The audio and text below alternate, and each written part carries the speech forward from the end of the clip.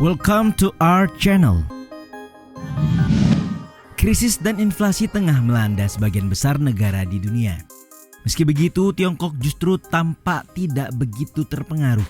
Angka PDB negeri tirai bambu yang terbaru, sebagaimana data ini menunjukkan ekonominya tumbuh 3,9% per tahun.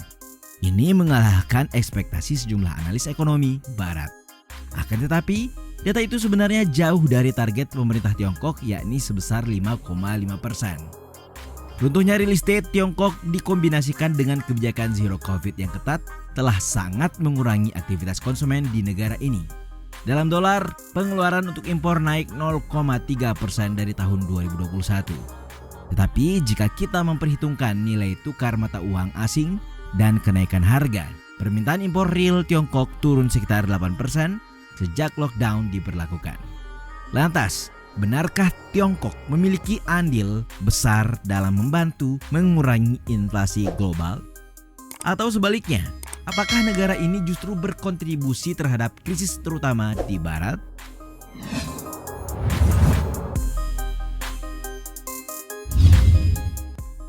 Di tengah krisis global, ekspor Tiongkok menunjukkan tren yang terus meningkat, menyediakan konsumen dan bisnis asing dengan barang-barang yang mereka butuhkan.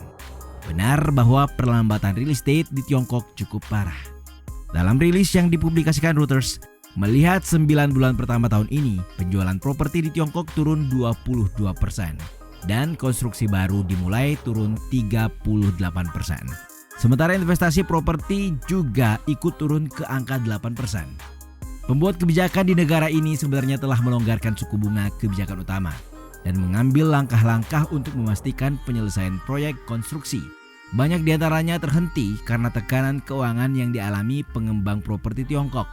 Tapi, perlambatan itu telah mengurangi permintaan Tiongkok untuk hal-hal seperti logam, energi, makanan, dan barang modal yang mengurangi tekanan inflasi di seluruh dunia pada tingkat yang sama, di saat inflasi telah menjadi masalah yang cukup besar. Ya, inflasi telah lebih terkendali di negara-negara besar Asia seperti Tiongkok dan Jepang selama setahun terakhir daripada di negara-negara lain di dunia.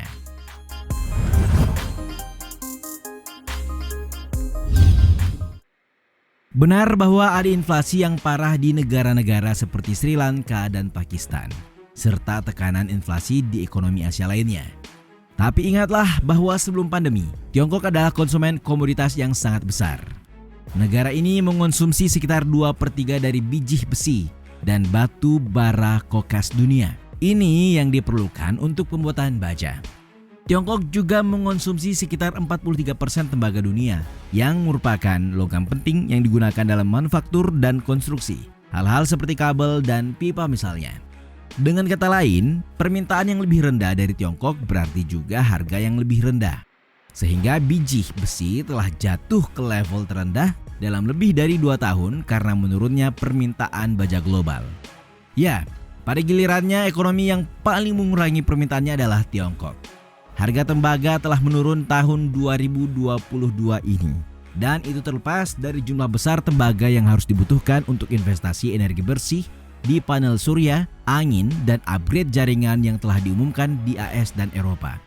Bukan hanya logam atau bahan konstruksi, pertumbuhan Tiongkok yang lebih lambat juga telah mengurangi permintaan energi di dalam negeri. Konsumsi listrik yang telah tumbuh pada tingkat sekitar 7% per tahun sebelum pandemi, kini tumbuh hanya 2%. Belanja konsumen di Tiongkok sekarang lebih dari 10% di bawah tren pra-pandemi. Pengiriman smartphone sering dilihat sebagai penentu belanja konsumen Tiongkok.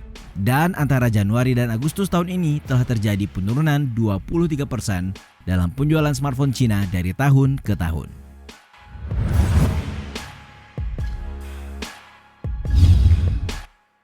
Nah, saat ini orang-orang di Tiongkok telah mengencangkan ikat pinggang dan mengurangi pengeluaran untuk semua jenis barang.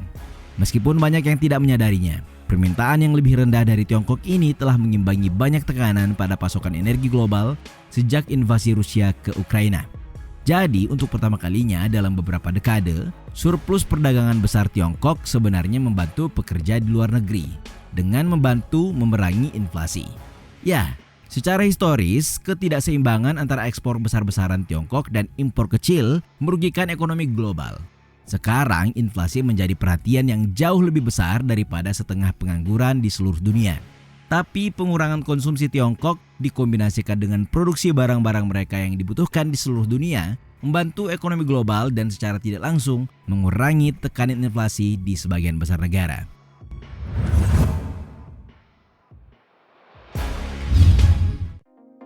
Saat ini perlambatan impor Tiongkok sambil membantu mengurangi inflasi global tidak akan bagus untuk bisnis atau negara yang menghasilkan pendapatan dengan mengekspor ke Tiongkok. Ekonomi Australia misalnya sangat bergantung pada negara ini. 15 tahun yang lalu hanya 14% ekspor Australia ke Tiongkok. Pada tahun 2021, sebagaimana data yang dipublikasikan Financial Times, sebanyak 42% ekspor Australia ke Tiongkok. Dan itu terjadi setelah negeri Panda memberlakukan tarif pada berbagai impor Australia karena ketegangan politik antar kedua negara. Tahun 2022 ini, Tiongkok hanya membeli 29,5% ekspor Australia, yang merupakan level terendah dalam 7 tahun. Beberapa di antaranya karena ketegangan perdagangan antara kedua negara dan beberapa hal lainnya karena jatuhnya harga biji besi yang merupakan ekspor terbesar Australia. Akan tetapi, penyebab utamanya adalah mayoritas perlambatan konstruksi di Tiongkok. Pada gilirannya, negara ini hanya membeli dan menggunakan lebih sedikit bahan mentah yang diproduksi di Australia. Sekarang, sanksi Tiongkok terhadap Australia bahkan mungkin menguntungkan Australia karena memaksa perusahaan Australia untuk fokus pada pasar lain. Tiongkok juga tidak dapat melepaskan diri dari biji besi Australia, meskipun ada keinginan untuk melakukannya. Fakta bahwa Tiongkok masih merupakan pembeli besar barang-barang Australia berarti Australia masih rentan terhadap perlambatan lebih lanjut.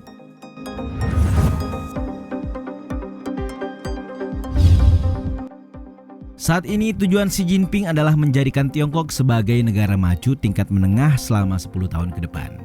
Untuk pencapaiannya, ekonominya harus tumbuh pada tingkat sekitar 5% per tahun.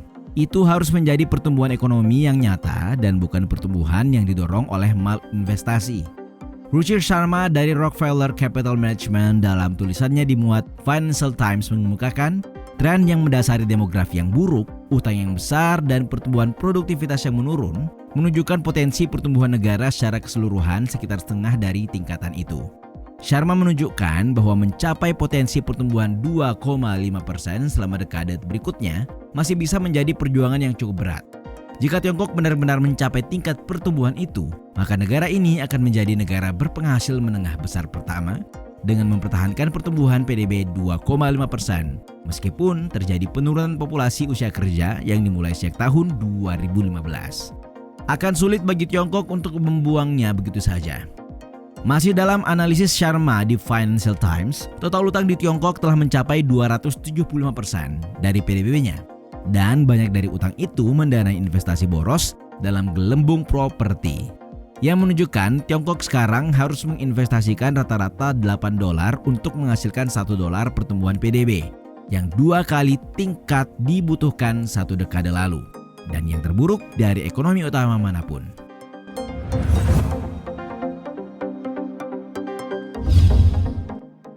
Produktivitas bukan tentang bagaimana pekerja keras bekerja.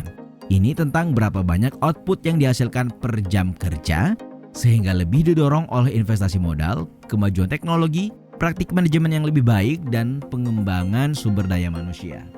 Banyak keuntungan mudah dalam produktivitas pekerja telah terjadi di Tiongkok. Negara ini berhasil melakukan industrialisasi dengan kecepatan yang belum pernah terlihat sebelumnya. Pertumbuhan Tiongkok di masa depan akan jauh lebih sulit daripada pertumbuhan yang mereka capai pada tahun 1990-an, ketika hampir semua proyek yang diinvestasikan memberikan hasil yang baik.